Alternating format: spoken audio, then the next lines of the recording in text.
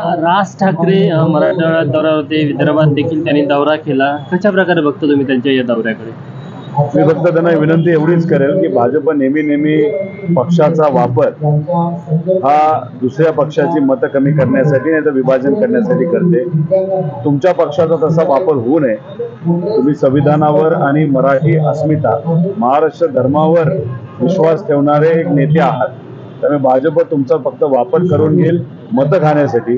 ती गोष्ट फक्त होऊन देऊ नका एवढी विनंती तिथे मी नागपूरच्या पत्रकार परिषदेमध्ये त्यांना प्रश्न विचारला होता की महाराष्ट्राच्या पुरोगामित्वाचा उलटा प्रवास सुरू झाला का? तर त्यांनी हो म्हटलं होतं. त्याला कारण त्यांनी शरद पवार यांना जबाबदार धरलं की त्यांनी राज्यात जातीय राजकारण सुरू केलं. आता कसं आहे की राज ठाकरे साहेब कधीतरी भाजपच्या विरोधात बोलतात, कधीतरी बीजेपीच्या बाजूनी बोलतात, पवार साहेबांच्या विरोधात बोलतात, पवार साहेबांच्या बाजूनी बोलतात.